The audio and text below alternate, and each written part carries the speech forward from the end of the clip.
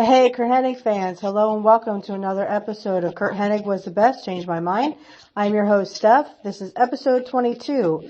Today on our Perfect Podcast, we're going to watch along to November 1988 Survivor Series. In this match, there are a group of 5 guys per team who compete till there is one survivor. Curt's team consisted of Andre the Giant, Rick Rude, Dino Bravo, Harley Race, and of course, Curt himself. They wrestled Jake the Snake, Jim Duggan, Scott Casey, Tito Santana, and Ken Patera. This was a great one for Curt because not only did he wrestle with his best friend Rick Rude, he also lasted till the end.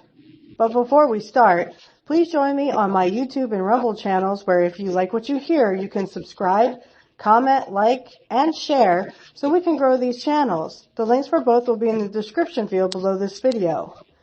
I have a new theme song, of course. Because of copyright reasons, I will only be able to show it at the beginning of all my future videos on Rumble. So to see this special Rumble exclusive only, check out the link for my Rumble channel in the description below this video. Please check it out today. And I made it myself. I would like to thank and give a shout out to my paid patron supporter, Charlie Brown Politics. Thank you, Charlie Brown, for your support. If you too would like to support my channel for as low as $1 a month, please click the link in the description field below this video to become a paid patron supporter. You will also get your name read on the show. For $3 a month, you get your name read on the show and you get to ask me a question, which I will read and answer. For $5 a month, you get all this plus an exclusive behind the scenes of how I do my show and also a blooper reel, because trust me, I screw up a lot, guys. For $10, you get all this and access to a live patron show where you can learn more about me. So please click the link in the description field below this video to sign up today. We have reached our next milestone. We have reached 200 subscribers on YouTube. Please help me reach my next milestone and get 300 subscribers. Please also help me reach 100 followers on Rumble. All links will be in the description field for those below. Okay, guys, we're back. So, like I said in the beginning, episode 22 is going to be dedicated to Survivor Series 1988. So, this is probably going to take a long time, only because the match is at least 20 so minutes. But before we start, I do want to say that we are over 300 subscribers on YouTube as of this recording. I'm just so overwhelmed. I can't tell you guys how much it means to me to have over 300 subscribers, that people actually want to hear what I have to say. And, you know, we're talking about a great man with a great legacy and a great career, and someone who's also a gentle man. I mean, he had played an arrogant person, but by no means was Curt Hennig a pompous or arrogant person outside the ring. I just read an article today that he was larger than life. He was a family man. He never missed a birth for his kids. I mean, he loved his kids very much. Very, very much. And, I know being a mother myself, I know it's one of the greatest things you could have is a parent who loves you and will do anything for you. I would do anything for my son. I mean, I literally just got him, some Zoom Zooms. He really likes those. It's Mickey Mouse and Minnie Mouse, and he really just likes those Zoom Zooms. So I found on Amazon, a couple of plushies that were Zoom Zooms, and they were only like $30. So I saved up money and got him this because he's been so, good at school and stuff, and he's been doing really well with his schoolwork that, it's nice to want to, save up enough money so that I can kind of treat him when he does really good at that kind of stuff. And he's super duper smart, guys. I can't even tell you that. I mean, he's really, really smart. So, and I'm sure Curt would have done the same thing for his kids. He probably would, work hard so that he could give them what they wanted and needed. And, I bet it was really fun Christmas morning to be with Curt and and, see the kids' faces when they open their gifts. Oh, Dad, how did you know? That kind of thing. My son does that all the time. He's like, Mom, this is great. How did you know? I was like, well, we do pay attention to this stuff, and as a parent, I think we all just kind of, we want to do anything for our kids that we can. And, it goes to the point where I was still talk about, old times and stuff.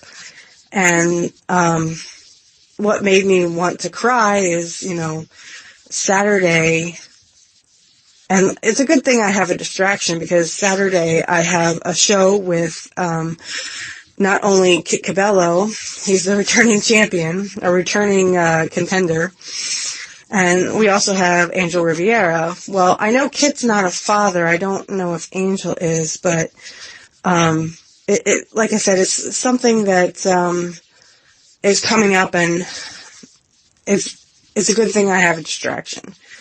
For those who don't know, February 10th is the day that Curt passed. And, I can't even hardly talk right now. It's not a very good day for any of us who were Curt Hennig fans. So you can tell when this is going to be recorded. It's the 7th today when this is being recorded. I have to say that I try to distract myself on the 10th every year, because it is the anniversary of when Curt passed, and it's not a very good anniversary. I was going to ask Kit and them if they would actually come back on the show, maybe for like a March 28th kind of thing, for Curt's birthday, which is something that we all want to cherish and remember. But speaking from experience, February 10th has always been very hard for me, because it's just a constant reminder of, that Curt's no longer with us. And I think for many of his fans, also April 20th is also very hard for all you Rick Rude fans, because that's when Rick Rude passed. And I have to say, guys, I have to confess, April 20th is my birthday. And trust me, it's not something I want to remember on my birthday that Rick Rude also passed. He passed when I turned 13, actually. So in 99, April 20th, I was just turning 13 years old. Like I said, it's not something I really want to remember. But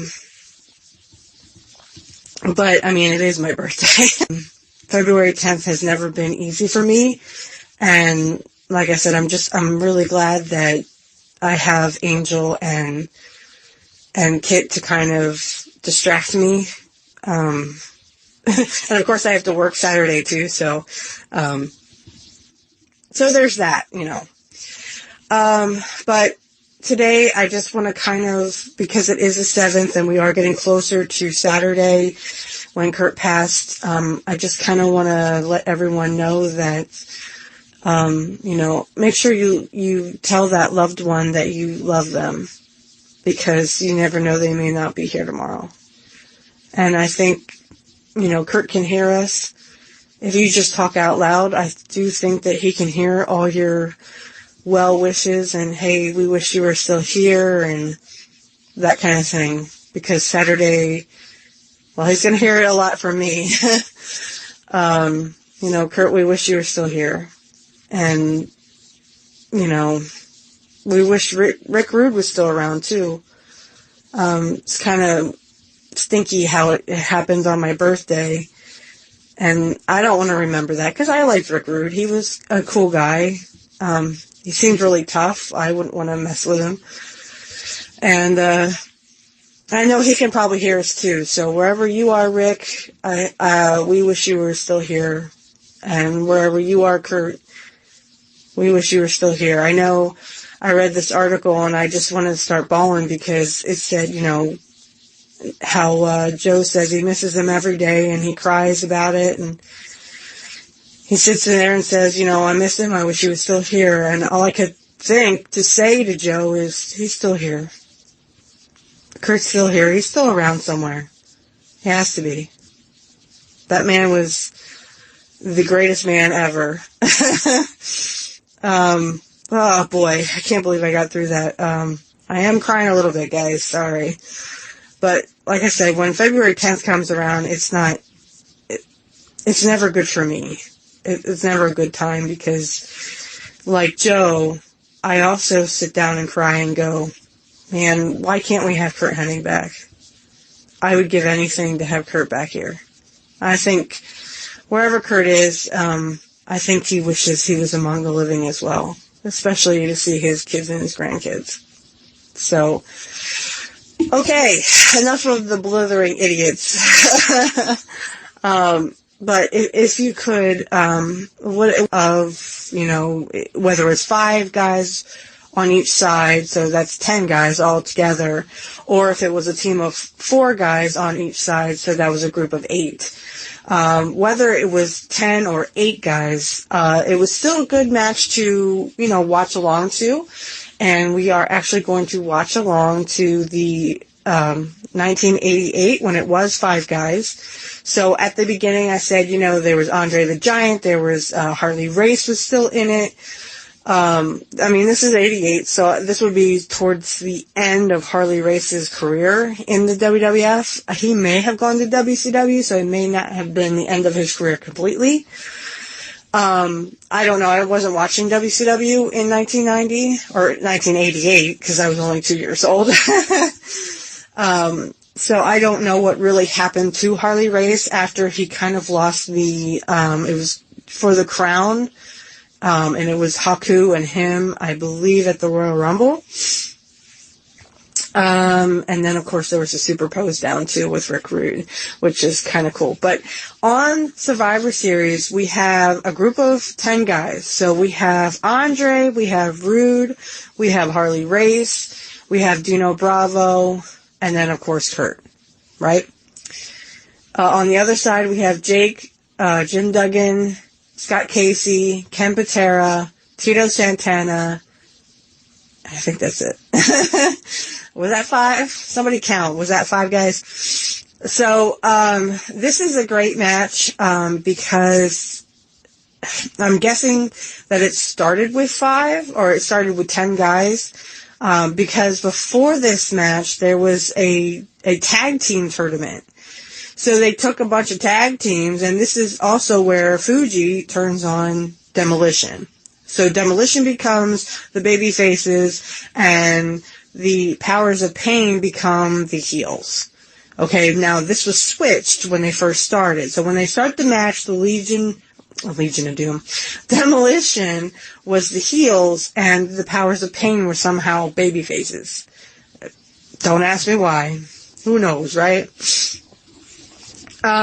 But this is a great match to have because not only did you get to see so many tag team skills, but also even when you had like guys like, it was Hogan and Savage and a whole bunch of people on his team, and then, on the other side it was Akeem,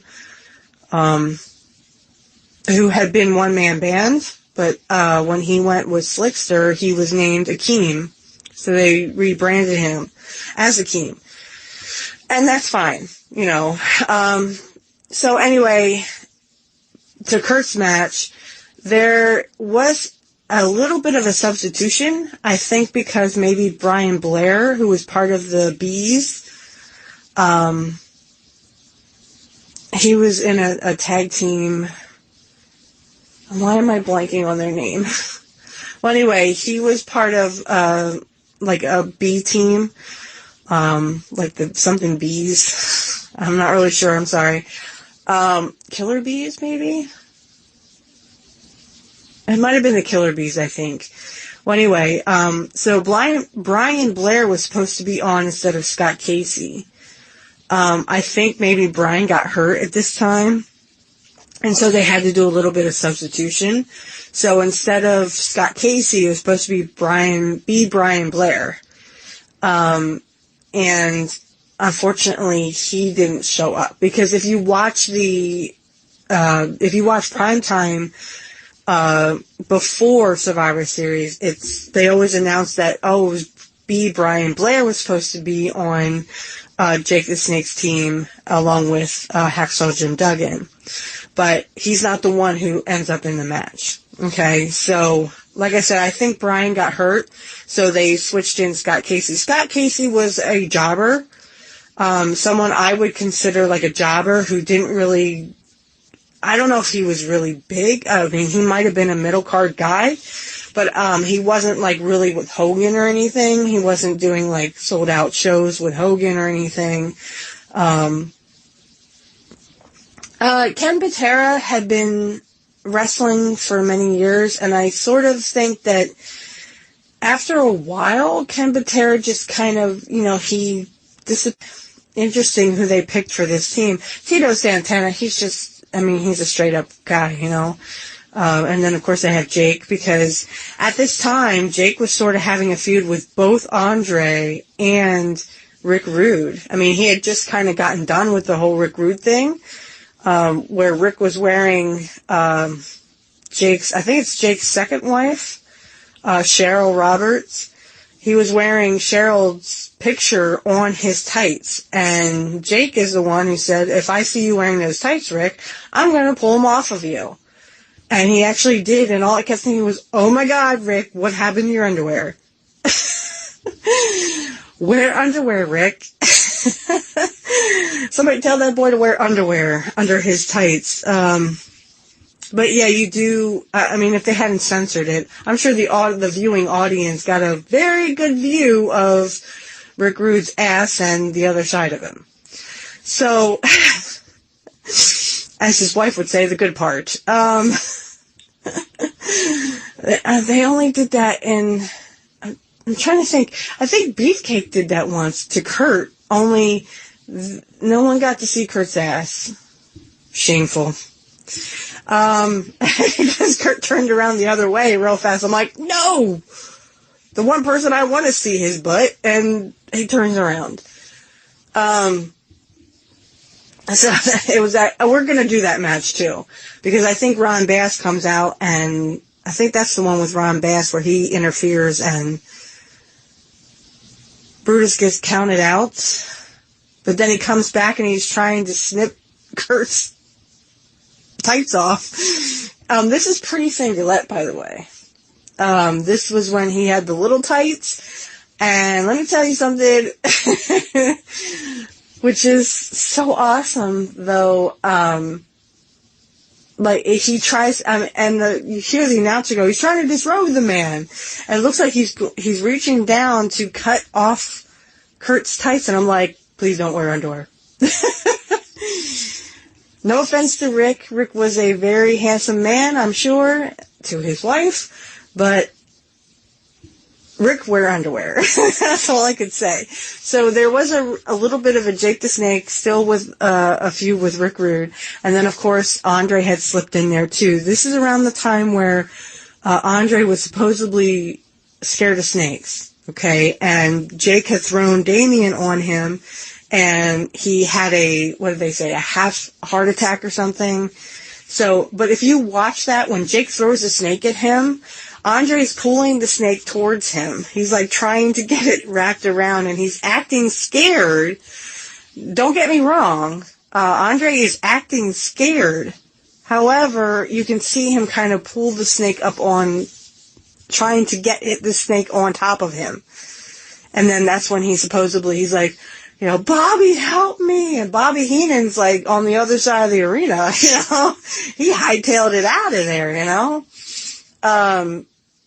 So, you see Andre, like I said, this is all on the prime time. So if you actually go watch prime time in September 88, October, and leading up to Survivor Series in 88, you will see all this stuff. So it kind of starts with with Rick and the whole Cheryl Roberts thing. And of course, Jesse kind of pokes fun of it at Survivor Series. You'll hear, Jesse kind of poke the bear, like, I wonder who Cheryl Roberts is thinking about and going to go home with tonight, making, or kind of poking fun at Jake the Snake. and Cheryl Roberts, who was his wife, who had slapped Rick Rude, by the way. She was at ringside for one of the matches. I don't remember if it was SummerSlam or if it was before SummerSlam. But she had been at ringside, and she actually slapped Rick Rude. Oh boy. But I do like this, the feud between Rick Rude and Jake. I just was like, boy, somebody tell Rick to wear underwear. Because every time he would come out, Rick wouldn't wear underwear. And, you know, when Jake would pull the tights down, it's like, whoa, okay, don't need to see this. And imagine you're a kid in the audience and you're seeing this and you're like, what the heck is this? You know? But that was, I guess, what women wanted to see. I don't know exactly what they were trying to do there. Just that they had a good feud. And it was a cool feud. It was nice to sort of see everybody come out of their comfort zone. You know what I mean? I don't know if Rick was happy being naked in front of people, but boy, wear underwear. That's all I can say. Curt, the opposite. Curt, don't wear any underwear. Don't wear nothing under there. And then just let Beefcake just pull him down. I'm a little biased, okay? I'm a little biased. A little bit. Just a little tiny bit. But we will watch the match where Beefcake does try to disrobe Curt, because I'm screaming, no, turn around, turn around, turn around! Also in this match, I will warn you, when Jake actually takes out Rick Rude, which is kind of funny, and he pulls Rick's tights down again, and I'm just like, Rick, wear underwear. I can't tell you enough, boy. Wear underwear. What are you doing? That wasn't his gimmick, though. And what's funny is when he pulls the tights down, you see Jake go for the DDT, so he DDTs him, and then you just see Rick sitting or laying there, because he has to sell. Of course he has to sell, right? He has to sell this. Well, he's laying there, and you just see Rick's bare butt. So they roll him out of the ring, you know. You're just like, that's a man's bare ass. Okay. And then they roll him out of the ring, and you're like, thank God that's over. Rick, wear underwear. That's all I kept saying the whole time. I'm just like, Rick, you need to learn to wear underwear under your tights. I'm not your wife, nor do I want to be. No offense. But like I said, Rick was a handsome man. Curt was hotter. Sorry, Rick. Sorry. I'm a woman. I can say this. I just think that Curt was hotter. Sorry, Rick. Not a contest. Because Curt would have won it anyway. So, back to what we were talking about.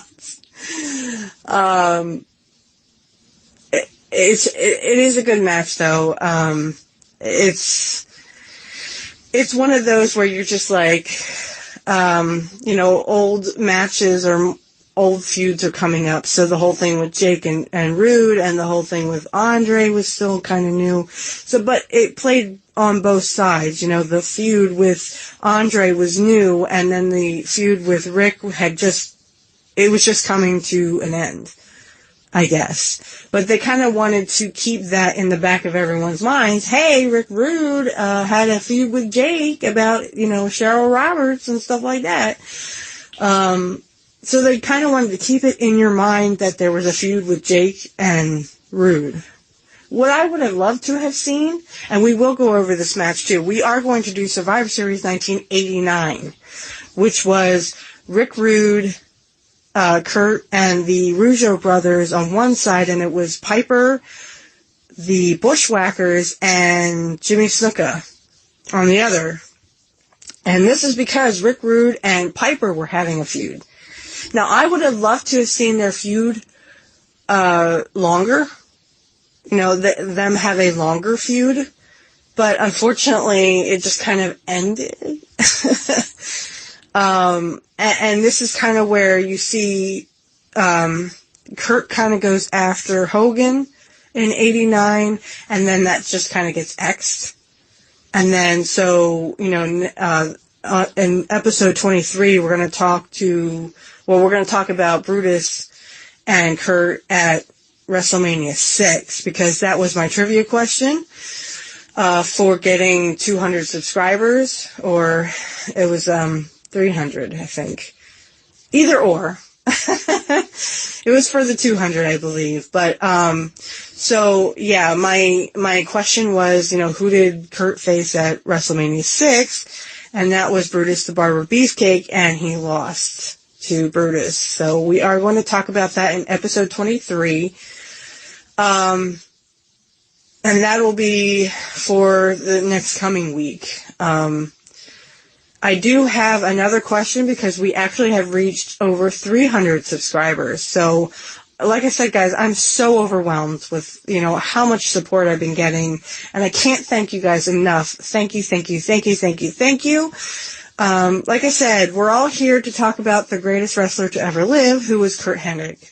And, his legacy and his career. And, if I reach 400 tomorrow, I will have another question. This one's going to be a little tougher. It's not too tough, but there was a question, and there is a winner. I'm just waiting for his question. So when we reached 300, we had a question. It was, who did Mr. Perfect wrestle at WrestleMania 7? Which was pretty easy, was Boss Man. And I think this is around the time where Curt had messed up his back, and so he couldn't really wrestle a lot. You don't really see him much after WrestleMania 7, and I think maybe some of the reason for that is because he messed up his back really bad, and he couldn't really wrestle. So the time leading up to SummerSlam, you didn't see a lot of Curt, and that's because he was, as Brett said on his documentary, Mr. Perfect was hurt, and unfortunately he wasn't able to wrestle. There is one match where he kind of I would say he's almost amateur wrestling the jobber, and that's almost the last time you see him. And that's only because I actually had some prime times from 91 that I was able to see. Now, they took it all off of YouTube because it probably was copyrighted, but it was on YouTube for a brief moment there in 91, or about 91, and the prime times from 91. So that's why I was able to get a lot of promos, not promos, but a lot of pictures from those promos that he did in 91. But then you don't really see much of him until SummerSlam comes around, and that's because he was hurt.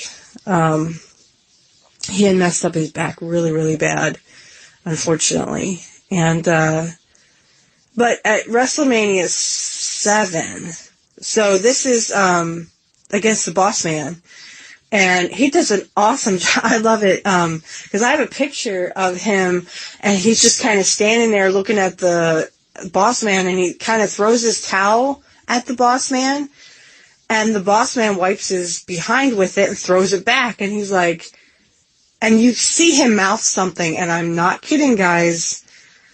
I'll probably have to bleep it for YouTube, but it looks like he says, "Fuck you, Boss Man."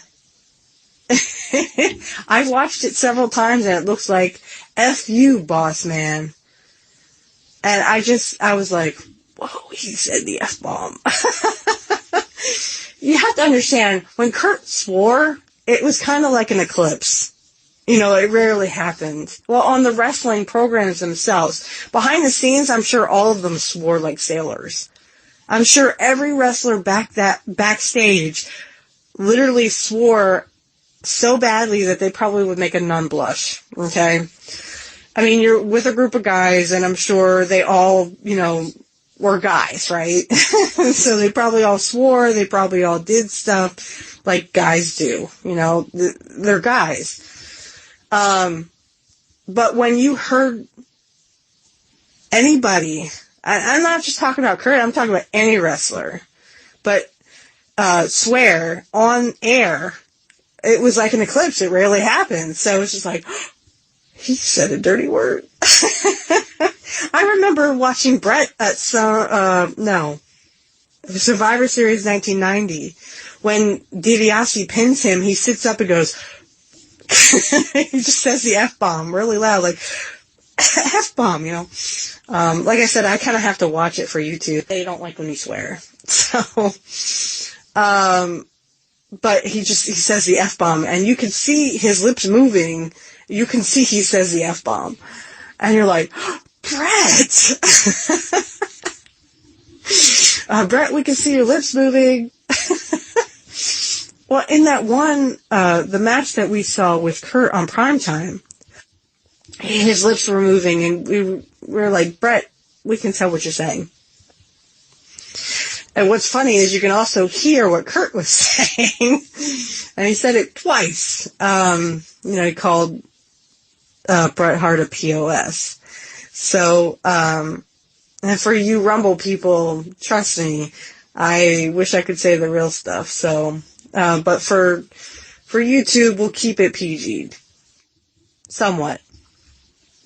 So, let me go ahead and get everything together. We are going to watch Survivor Series 1988. And like I said, this had the 5 guys in it. So 5 guys on one side, 5 guys on the other. And there's a lot of great moves in here. There's a lot of good stuff, a lot of matches that I could see happening, but I don't remember Curt really facing Ken Patera. I don't remember if he ever faced Scott Casey either. So, I know he faces Tito Santana, in 89 and also in 1990, I believe. And I think the 89 one was to a draw. The 1990 one was a tournament for the Intercontinental Championship, which had been recently vacated from the Ultimate Warrior beating Hogan at WrestleMania 6. And like I was talking with Angel Riviera this past Friday, if you want to check that out, go ahead and pause this and check that out. The video is on my channel. It's also on his channel, so you can watch either or. Like I was telling Angel, though, this past week, they wanted a Hogan versus Warrior Part 2 at WrestleMania 7, only Randy sort of knocked out the Ultimate Warrior.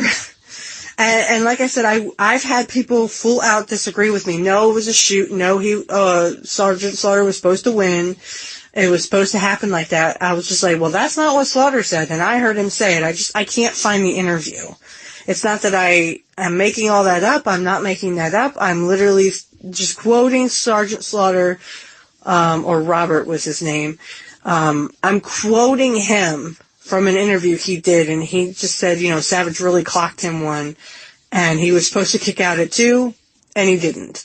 So what did they go to? Their second option was the Iraqi sympathizer against the All-American hero Hulk Hogan, which I think probably made them more money than the Ultimate Warrior versus Hogan round 2. I mean, Vince was never going to capture that again. What Warrior and Hogan did at WrestleMania 6, I don't think he was ever going to capture that again. And I don't think they were going to capture it in WCW either. So when Warrior came to WCW, it was kind of like, this is worthless, because literally there was no point. There was absolutely no point whatsoever at that point. So the only thing I can say is that instead of Warrior and Hogan, I would have rather have seen Curt and Hogan or Curt and Warrior for the belt, and then have Curt be the face of your company. I don't know why he wouldn't give Curt the chance like he did with Brett. You know, Curt was on top of his game then. He was, you know, doing great things in his matches. He was winning his matches. He was doing really great, and then just WrestleMania 6, they just said, okay, the perfect record is over now. And, you know, you're still Mr. Perfect, but, you know, you have nothing to kind of show for it. Well, he had the IC belt, but, like, in between there was, you know, matches with Kerry and him were kind of trading it back and forth. He had DiBiase help him the second time to get the belt back. So there was, you know, intervals there, but I mean, still, when he went after Hogan and Warrior, they were pushing him to do that. And like Angel said, he should have won the 91 Royal Rumble, but he didn't. Why? Because Hogan X'd it. That is the true fact that Vince had come to Curt and said, sorry, Hogan says you're not in his league. He did the exact same thing to Curt that he did to Brett later. So, unfortunately, and if I were Curt in 1990, I would be pissed too. I mean, Curt was a second-generation superstar who could out-wrestle any of those wrestlers, especially the Warrior. And just the fact that Vince wouldn't give him that chance, it's heartbreaking. I can't imagine what Curt was thinking. You know, this sucks. And what I have more talent than Warrior, and he sure as heck had more talent than Hogan. And okay, so Hogan can sell tickets. That doesn't mean Warrior could. And I know from sources that Warrior hurt people. I mean, everyone knows the story about Andre and the Warrior, and Warrior would come at him full speed, and Andre would go, So finally, Warrior was coming at him full speed, and Andre just stuck his hand out, and Warrior went down with a big thud. And then, you know, Andre looks at Bobby and says, he's learning. Bobby told that story himself. So I'm very disappointed in Vince McMahon because I think that he gave people opportunities who didn't know what the heck they were doing, and yet threw the people who did know what they were doing to the side and just said, sorry, pal, that doesn't work for me. Okay, I get Hogan was a big superstar. The dude could hardly wrestle. When he wrestled Curt made him look like $1 million. And I was trying to tell Angel this on his show, that Kevin Nash even said this, like, into a camera. Kevin Nash said, when you watch Curt wrestle Hogan, he made Hogan look like $1 million. You know, Curt was flying around and doing all this stuff, but he was making Hogan look great. Made him look like the babyface he deserved to be. But that wasn't Hogan. That was Curt. That was Curt, you know, being the good heel that he was, and being that person that we wanted to see get his comeuppance. That was just Curt and the talent that he had. And as everybody knows, Curt is the reason why I fell in love with wrestling. I fell in love with wrestling because of Curt, because of his match with Kerry. And I explained that on Angel Rivera's show, that when I saw Kerry and Curt, now this is sometime later, I was about 8 years old, but my family had recorded on a VHS tape SummerSlam 1990, which was Kerry versus Curt for the Intercontinental Championship. And yeah, Kerry won. Kerry won that match, but I've looked back at that match. I still can't see where Kerry has a prosthetic foot, but whatever. You can't tell. Okay, you can't tell. But anyway, one of the main reasons why I fell in love with wrestling was because of that match, because of Curt's match with Kerry.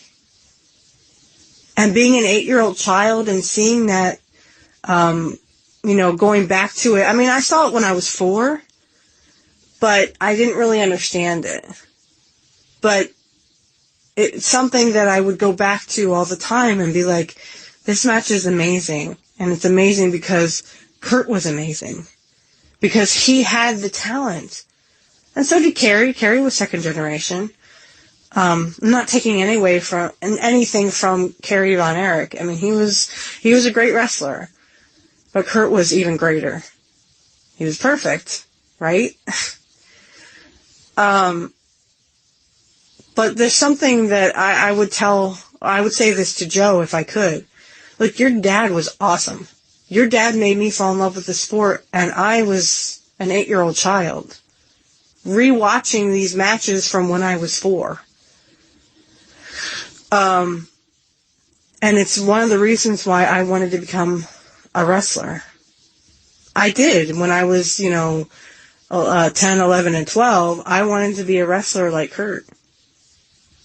But being 10, 11, 12, unfortunately, I don't think they would let me wrestle. Just saying. I would kind of have to wait till I'm 18. Well, then the business had already changed, and I wasn't a diva. I don't look like a diva, so I didn't really see myself having a career in wrestling because I don't see myself as that kind of a person. Like, I didn't see myself as a diva who men would want to be with and women would hate. I don't see myself as pretty as those girls. I would just love it for the wrestling. I would be like Jackie, but I would be, like Sherry even too. A big, even though I didn't really like Sherry, I didn't like her as a heel, but she still was, a woman wrestler at one point before they kind of said, no more women wrestling. And even in the 90s, they kind of X'd that. But then you could become a diva, and I was like, well, I'm not pretty like a diva, so I would just, be an average person going in, or an average woman going in and becoming wrestling. But watching Curt wrestle had motivated me to want to be a wrestler, and made me think, oh, well, if I could show him skills, but it didn't work out that way. And, so in thinking back, when we, go over, these matches and stuff, this is the stuff, even the WCW work that he did. So when Curt was in the NWO and when he, eventually had Rick as his manager and he was doing that whole NWO thing, and then it was the West Texas Rednecks that come into it. So when that all came into it, I don't know if it's oddly enough or strangely enough, I still wanted to be a wrestler just like Curt. I wanted to sort of learn the business from him, from his perspective. And all I kept thinking was, trust me, he probably wouldn't even have time for a person like me. But I think in the grand scheme of things, I think if I had gone up to Curt and said, hey, Curt, you are my hero. And I was wondering if you would teach me how to wrestle like you. I think Curt would probably do it. I think him and I would become friends, and we would, he would show me a few things. Because he was my hero, and still is my hero, even though, he's no longer with us. I think he would definitely be honored that that he's my hero. And like I said, on X, I keep finding all these Curt Hennig fans. It's very nice. It's overwhelming and nice to know that we all have something in common, and that was, that we all admired Curt. Even if he was a heel or a babyface, it didn't matter. He was still larger than life. And, if I could do it again, I would go up to him and be like, Mr. Hennig, you're a big hero of mine. In fact, you're my hero. I was wondering if you would teach me how to wrestle like you. Because, let's face it, Curt was the best in the business.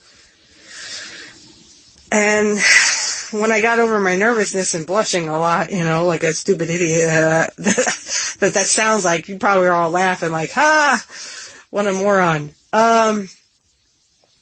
I think getting over my nervousness and meeting him would propel me to kind of blurt out, oh, by the way, you're my hero, can I learn wrestling from you?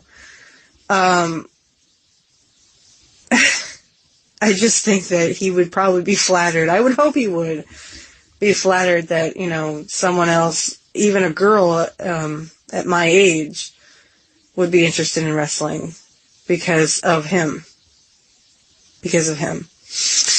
All right, now, enough of this. We're going to go ahead and watch along, so I'm going to go get everything ready, and I will catch you guys on the flip side. Okay, guys, and we're back. So, if you guys will go to Peacock, we're on Survivor Series. This is Season 2, Episode 1. There was one in 87. Of course, Curt wasn't there. He was still in the AWA at that time. And I think he had just become champion or something. So he was still in the AWA under Vern Gagne and had become like the AWA champion. So, or maybe that was until May. I'm trying to think when the controversial ending happened. I think that was May of 87. But I know in 88 he also sort of gave the belt back and was kind of having the belt with Nick Bockwinkel and stuff. Anyway, we're going to watch the promo and then we're going to stop because there is a little promo where they talk to the guys and then we'll do the match because in between there's also a promo with Hogan that we're going to skip. So I am currently at 1 hour and 17 minutes and 11 seconds. So I'm going to say hit play and you're going to hit play with me. We're going to listen to the promo and then we're going to come back to the real match. Okay. So hit play now. And of course they're talking about the Red Rooster and stuff and, they're talking about DiBiase who was on another team with Hogan and stuff. Okay, so here's all the guys. So Andre, Harley Race, Dino Bravo, Rick Rude, and of course Kurt's in the back.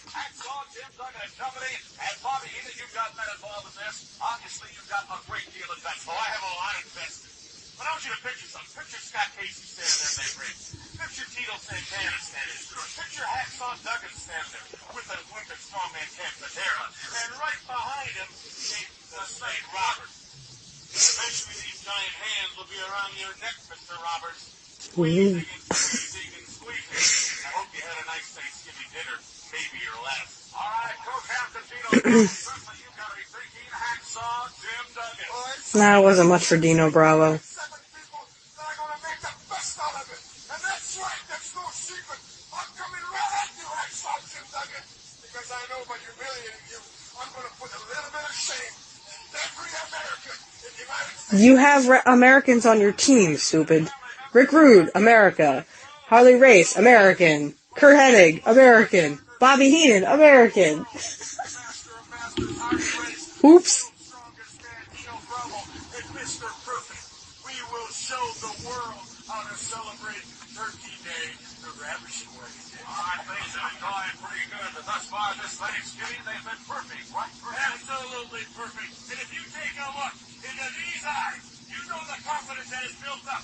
We have a foursome here of the greatest multi-talented athletes in the World Wrestling Federation. I would call that the perfect combination. All right, lastly, the comments recently of Jake the Snake has been on a bit of a diet, and that he can be unlike you after a big Thanksgiving dinner. Very hungry, Andre. I don't care about that. I don't care what it is, but I know what I think my team. Last year I took it to victory, and this year I will do it again. Alright, you can hit stop now or hit pause. You should be at 1:19:27 when you hit pause. So again, this is just a promo to get you ready for what was to come, and what was to come is the Survivor Series match, which we're going to do in a little bit here. We are going to come back in the next segment, and we are definitely going to talk about these matches we're going to do the match, and I will just kind of talk in between, just because there are some things that I do want to just kind of talk about during the match. Excuse me. I do want to kind of mention, like I said, this is a long match because remember there are 5 guys. And they will go down to the last man if it has to come down to that. So, for example, if all other 4 guys are literally, if they're actually, eliminated, they will go by one. So, again, this is like 15, 20 minutes. But at least we get to see some dream matches that we really wouldn't have seen. And that's, like I said, it had nothing to do with Scott Casey or that Ken Patera was sort of near the end of his career. It just was, things that we didn't get to see, because when I think, I don't remember, maybe Curt faced Jake, maybe in 1990, but I don't remember a match with Jake the Snake and Curt. There might be one. But then also, like I said, with, he did face Tito Santana a couple times, and then also Hacksaw too. Well, and there's also a comment made, oh, he hit Hacksaw. No, he was just trying to fly into the ropes, so.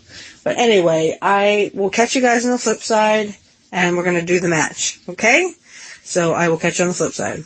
Okay, guys. So I am at 1 hour, 22 minutes, and 58 seconds.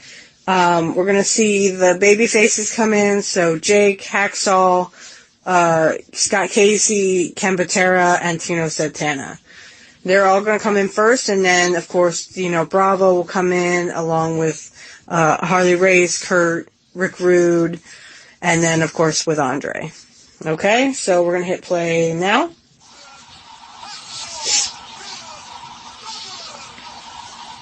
And he's the co-captain. So it's Jake and Jim Hacksaw Duggan were the co-captains, and then I believe it was Dino Bravo and Andre were the co-captains on the other side. And see, there's a little sign that says, I'd rather have a snake bite than a rude kiss or something. And I was like, well, I'd rather have a perfect kiss than a rude one.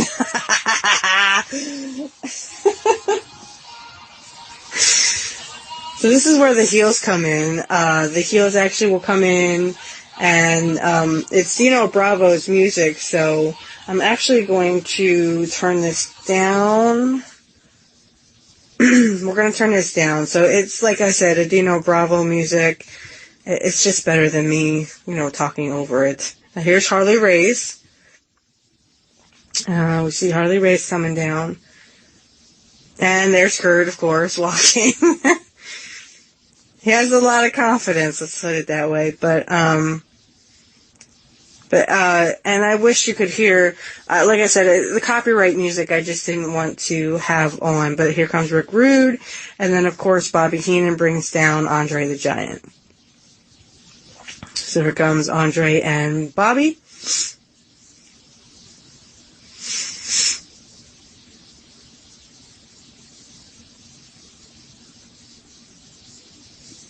And like I said, we just have this down for copyright reasons. I just don't want to get popped on YouTube for it. And I was talking over it a little bit, so.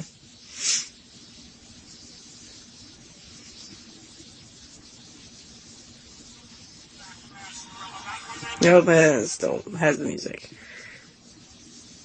Just trying to see when they cut off the music here. Okay. Alright, so the music's over, so here we go, guys. Like I said, this is probably like a 15-20 minute match.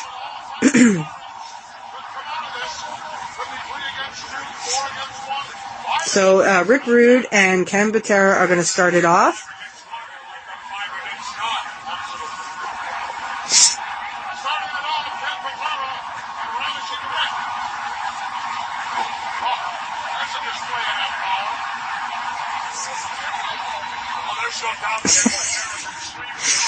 Rick's like, he grabbed my hair.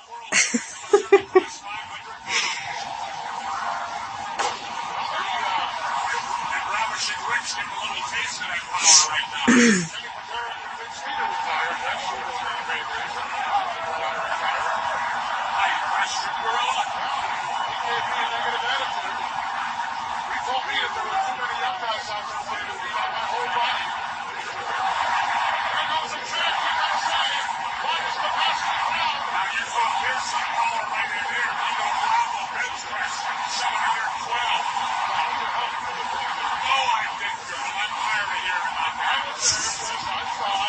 I saw it too. Yeah, he helped him. He picked up the whole freaking bar. Just like going like this. So it wasn't like just little fingers.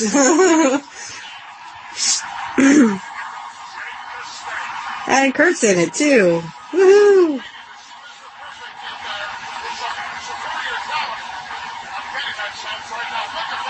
Now, I wouldn't consider Jake. Well, okay. I guess Jake was second generation.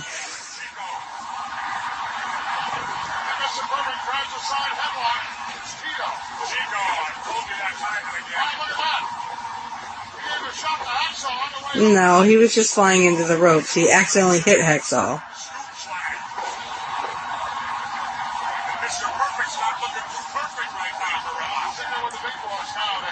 Oh, he said something to him.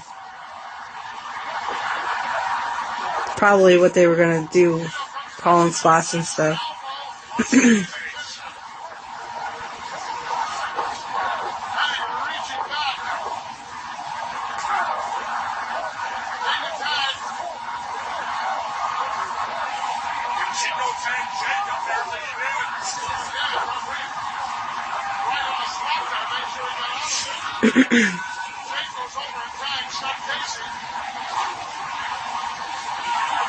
Casey's looking in terrific shape these days. Nice elbow. On any given day, you can take anybody out. Looking for him out of the corner, he got caught. There's that show of power like Dino Bravo. Any other guy would have went over the top. That caught is in air and that move. Look at this. Top right suplex. On the X kick. You know, I'll tell you, nobody drops that short knee any better than Harley Race does either. Oh, nice suplex. Race reaches over and makes a tag. To Rick Rude. Where did he get those tights? You like those tights, huh, Gorilla? Where do you get stuff like that? You ever wear tights? You make them.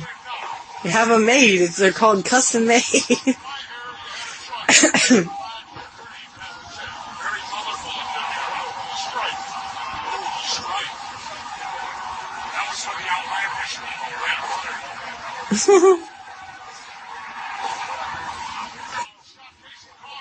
Oh, he tagged Mr. Perfect. This guy can do a lot of things very well, as you've seen over the weeks and months. You're going to win a wrestling federation. I think that one hurt both of them. Ouch. Casey had an opportunity to tag. Mr. Perfect didn't. As Tito makes the tag to Rivera, double slingshot in, look out. Chico better get out of that ring or he's risking disqualification.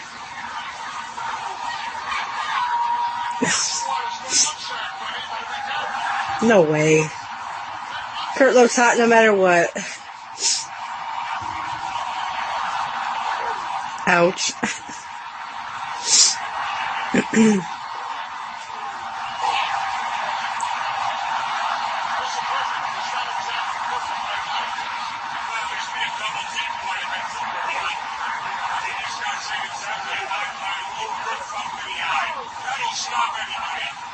True.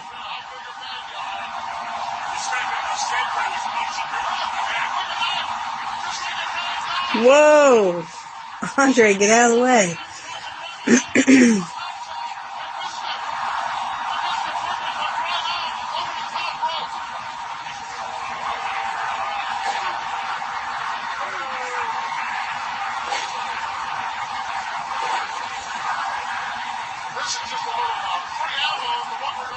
Tags Rick.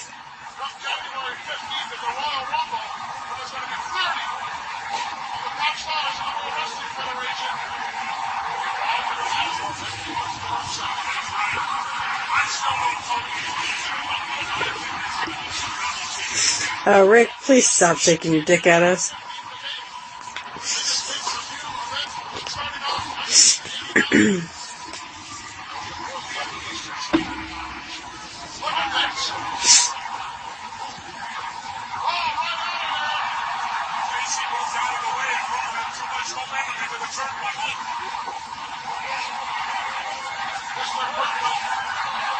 I don't know what that was.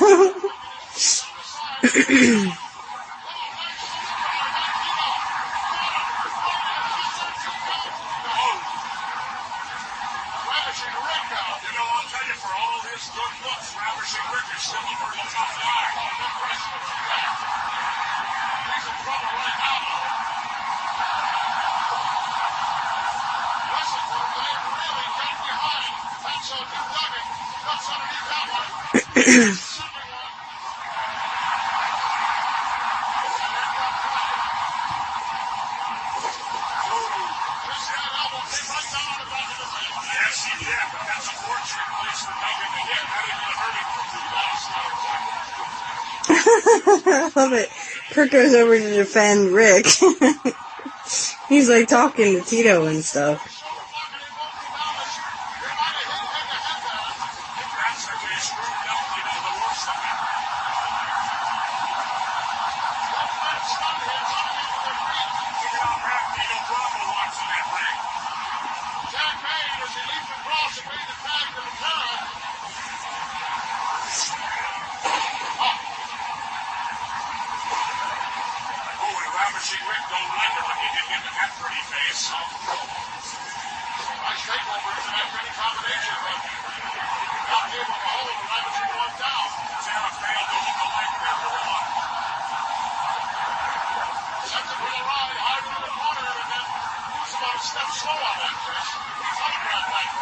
Rude awakening.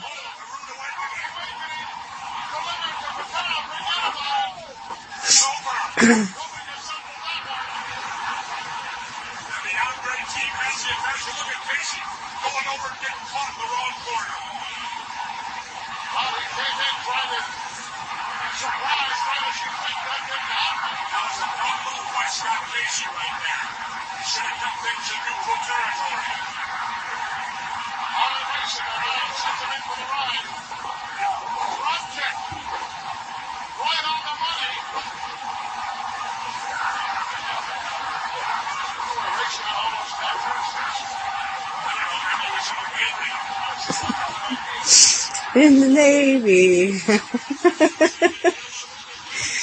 Oh my.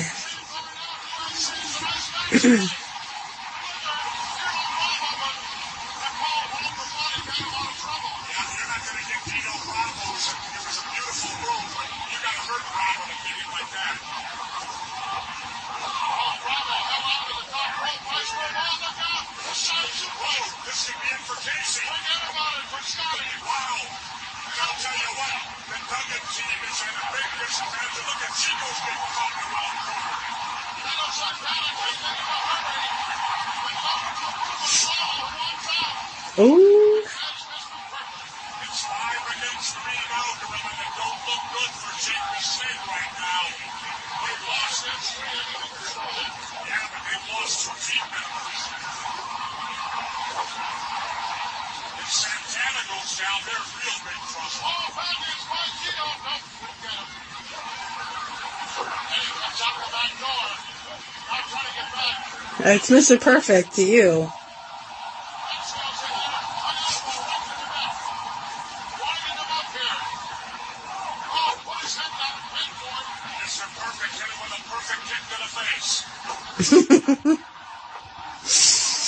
He kicked it perfectly, didn't he?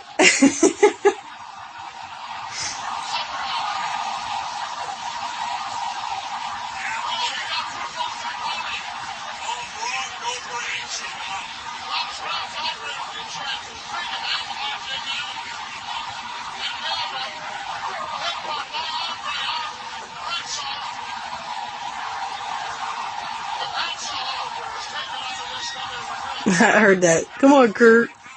Somebody said it. Tags Ravishing Rick, his best friend.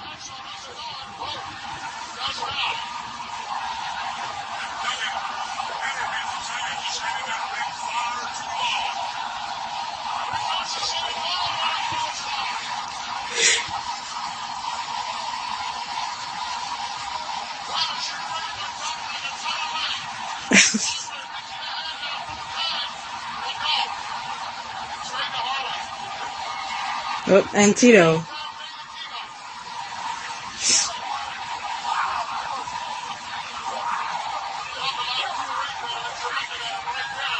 Mm-hmm.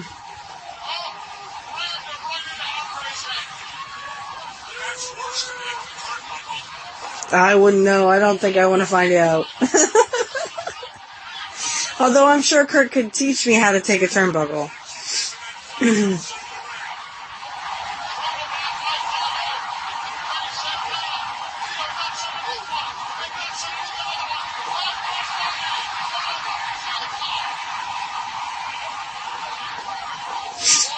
Oh my. Horseshoes and hand grenades. That's what Jesse always says. He always says that. Oh. So close.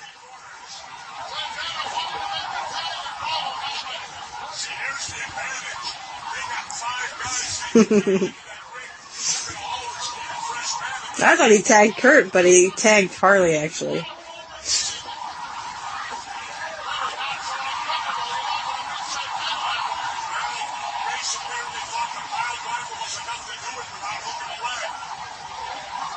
Sometimes I miss the action because I'm just staring at Curt the whole time. Sorry. I'll try to keep my composure.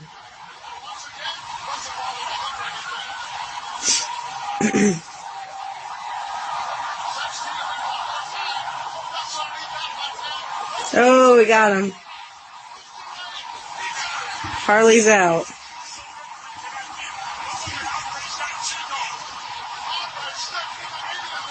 Ooh.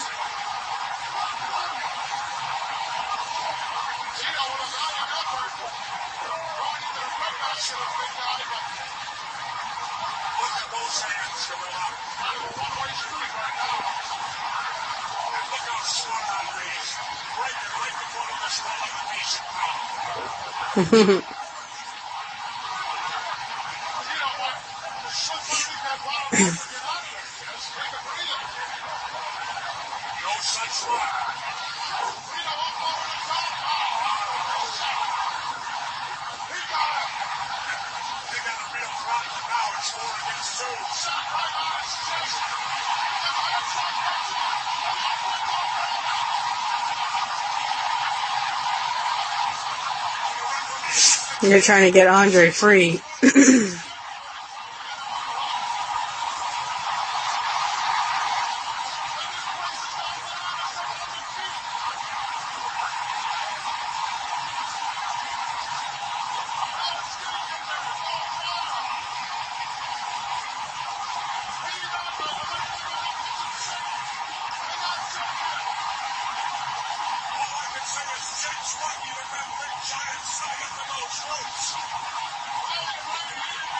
Yeah, he keeps hitting everybody. Like, he'll hit Rick, he'll hit Curt, he'll hit Dino.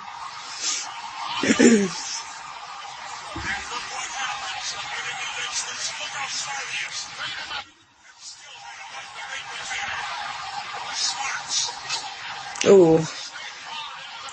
Jake always hit the ropes hard or the turnbuckles hard, just like Brett would do, only Brett would do it from the front.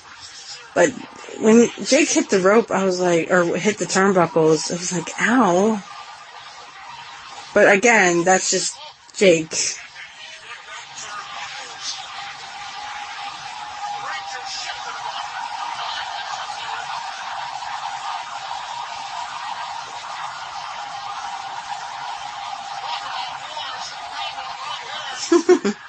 Right into Kurt's foot.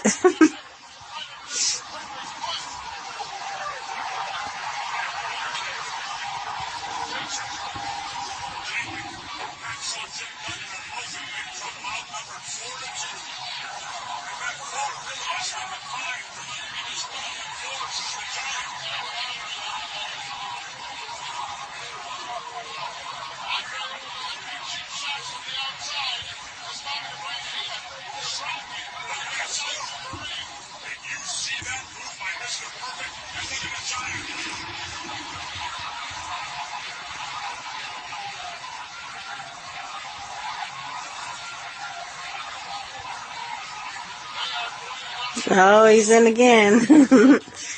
Kurt slapping Jake.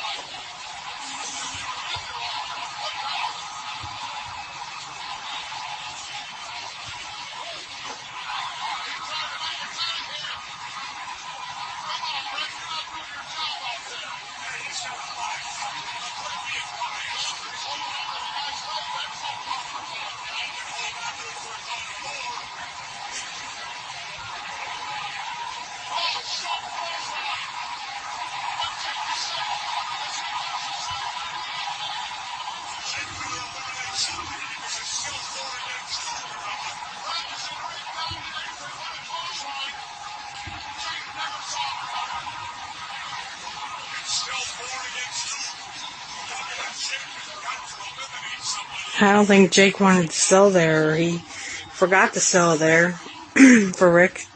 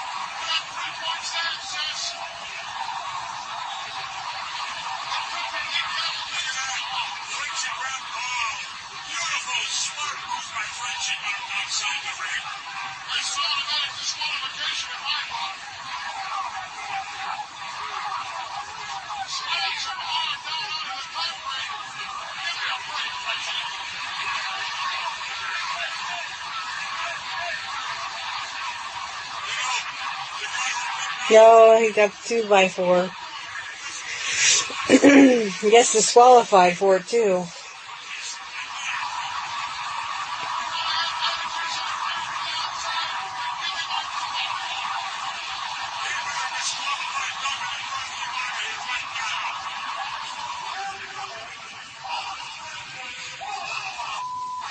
You said BS. You kind of yelled it.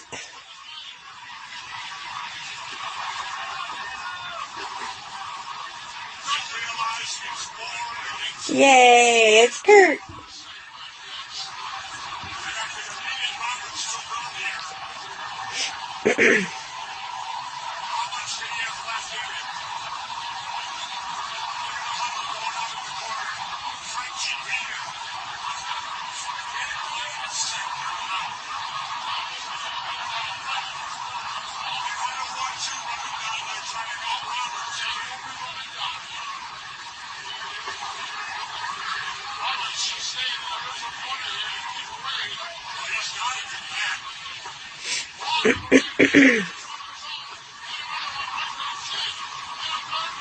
Look at Curt, just selling it.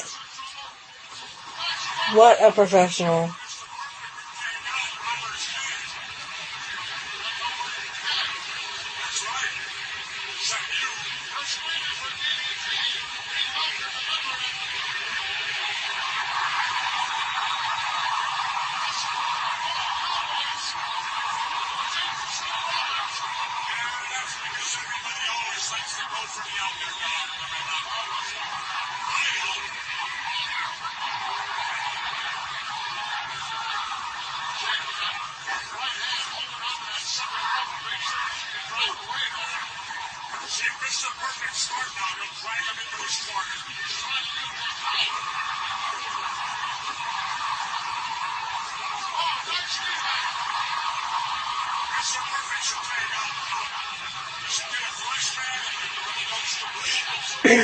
Absolutely, and he does. Texino Bravo.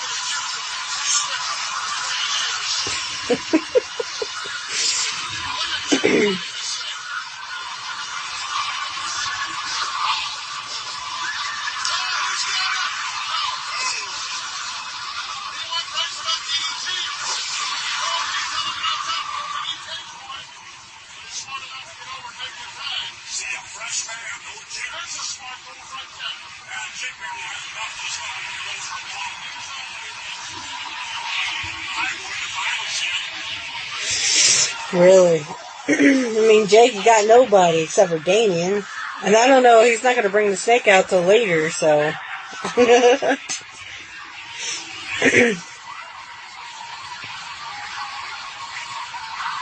Now, these two just got done with a feud. So they're still kind of in one, but they just got done with one because Andre came out and started messing around with Jake. Or started messing with Jake.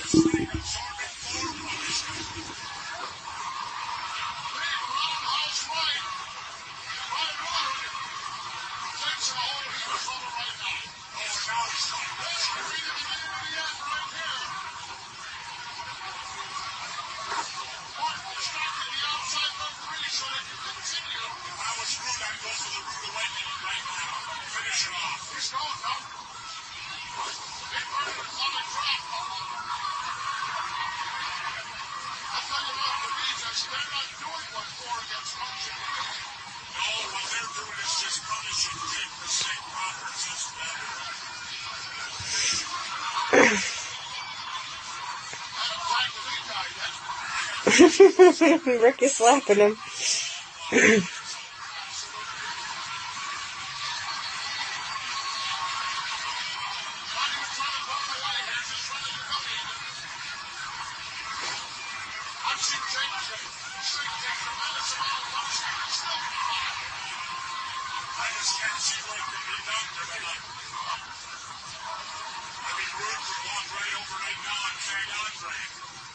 Or Curt. Or Dino.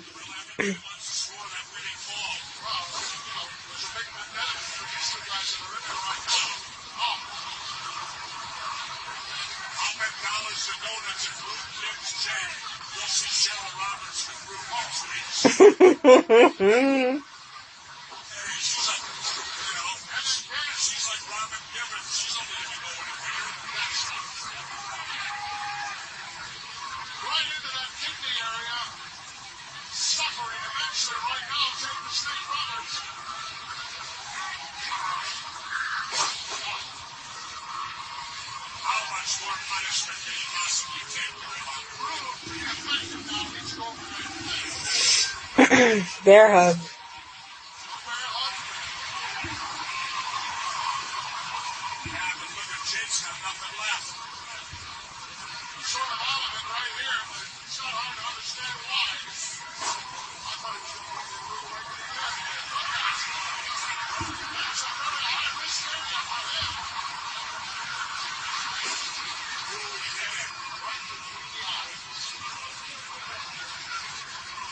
Why doesn't Jake just roll out of the ring and hit the dressing room?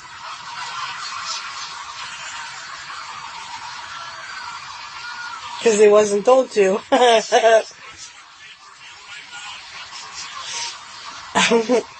Oh boy. Rick, you really need to wear underwear, dude. Ah. And of course, Rick still has his tights down. It's a good thing he's laying on his back. Okay, Rick, pull up your tights now, because everyone can see your bare ass.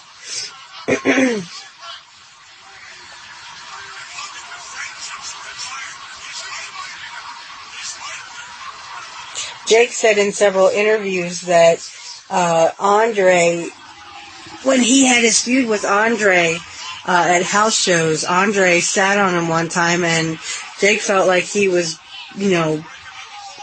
dying because, he broke some of his ribs and stuff because he accidentally forgot to grab the rope.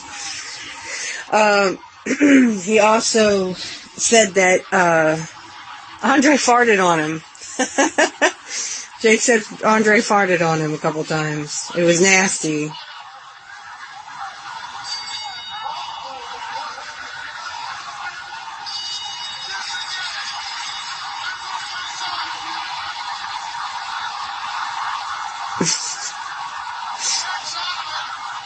So Curt comes in and pins him.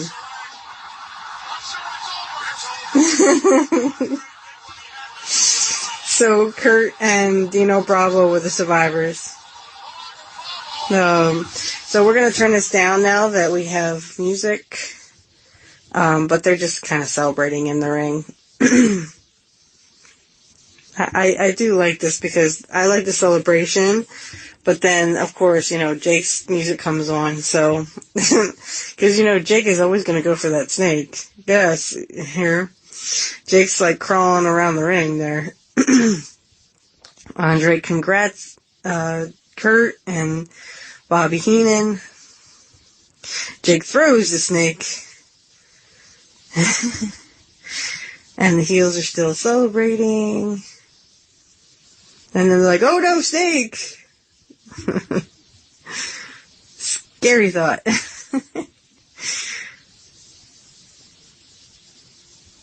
And there are the heels running away, as they always do. Andre at the head. Or at the tail, I guess. And there's a little snake. Hello, little snake. Oh, what a cutie. Alright, you can go ahead and hit pause now. So that was the match. It actually was a little longer than 20 minutes. It was probably about 30 minutes. But again, they had to get down to the last guy, so, or the last guys in the ring. So, I'm going to take a little break and catch you on the flip side. Okay, guys, we're back. So I wanted to, just kind of end things since this is episode 22. Like I said, because this is recorded, it is now February 8th. So I just want to let you know that this Saturday I will be talking to Kit Cabello and Angel Riviera. So if you can, just check out and see when that video drops. Watch it, like it, share it. I will try to have the boys keep me laughing because, like I said, the 10th is not a very good day for me. As everyone knows, I do get a little emotional in the newest episode this episode I do get emotional, but I'm sort of recording two at the same time, so I get emotional in the other episode. So, come check us out on Saturday, February 10th. We're going to be having a triple threat match, me and Kit, and also Angel Riviera. If you can join us, great.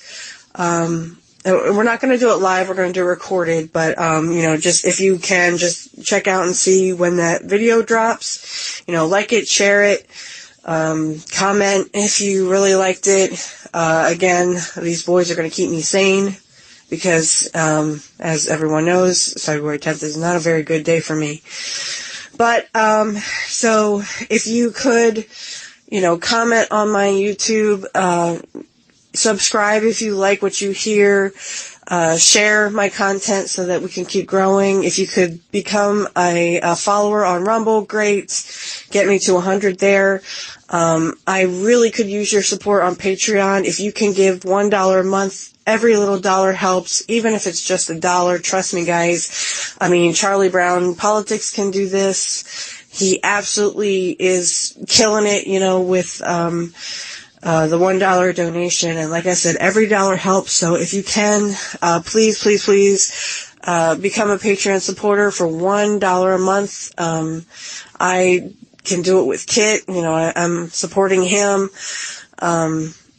And all I ask is that if you can spare the dollar, spare the dollar. If you can spare 3 or 5 or 10, please do that. And I just want to let everyone know that I will be changing up the theme song a little bit. I do thank Grassfire for making that for me, but I learned how to do my own now, so I'm going to go ahead and add those, and that's a Rumble exclusive only. So like I said, if you can follow me on Rumble, go ahead and hit that follow button. You have to follow my channel, not my username. So you want to follow it's a picture of Curt when he's in AWA. So you want to follow that, not the older version of Curt, which is just my username on Rumble, because it won't show up. Okay? And, like I said, if you can become a Patreon supporter, I would really appreciate it if you could. Like I said, every dollar helps. If you like what I'm doing, just go ahead and support me, any way possible. And I just want to let you know that, this will be happening Saturday. Me and Kit and Angel will all be together, and we'll be talking about wrestling. We'll probably be talking about Vince McMahon again. We probably will talk about Curt in some of that. But I do have questions for the boys, and it's not all just about Curt, so it'll be more about wrestling and, what they would do if they were wrestlers. So stay tuned, because I got a lot of surprises coming up. Of course, we have Grassfire, the gentleman who made my theme song that you see now. Well, not now, but in episode 20 and 21. That was a Rumble exclusive only. He will be on the 24th, and we will talk about our favorite wrestling topics. So again, guys, stay tuned. We have some great stuff coming up. Also, keep a lookout for Angels in my podcast, Pro Wrestling Talk. We're going to talk all things pro wrestling, even modern wrestling, old wrestling, Curt Hennig wrestling. We're going to talk about it all. Even the Vince McMahon stuff, we're actually probably going to talk about more of that stuff because more stuff has come out, of course, as everyone knows, especially with John Laurinaitis and the whole sex scandal stuff and the sex trafficking or whatever. So all of that will eventually come out. Angel and I are still putting together the finishing touches on that. So like I said, be on the lookout, because I'm gonna have, like episode 1 of Pro Wrestling Talk, episode 2, episode 3. And if you really like what we're saying, you can follow me, you can follow him. I think he's called The Handsome Stranger or something like that on YouTube. I will have links for him as well. If you want to follow him on YouTube, or if you want to follow him on X, or if you want to follow him on Indie News, he has some great politics stuff that he talks about. So he talks more about, he talks about wrestling, but then he also talks about politics, and he's like Kit, he's got all the facts behind him. So he's doing some really good work over there in the Indie Network. So like I said, all that stuff will be in the description field for him if you want to follow him. If you want to follow me, you can follow me on YouTube, on Rumble, and you can also become a Patreon supporter. Like I said, if you can, please, $1 a month, that dollar goes a long way, trust me.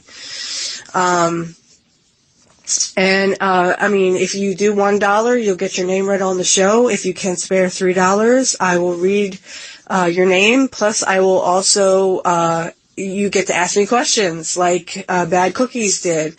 And you don't have to win a trivia question kind of contest.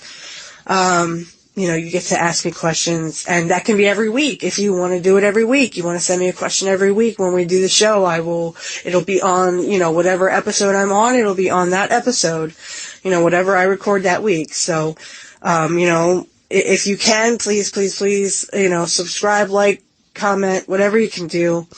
Help me get to 400, because we are getting up there in that 400 range. We're at 309 right now, guys, so every little bit helps. And remember, everyone, nobody meets Mr. Perfect. Nobody.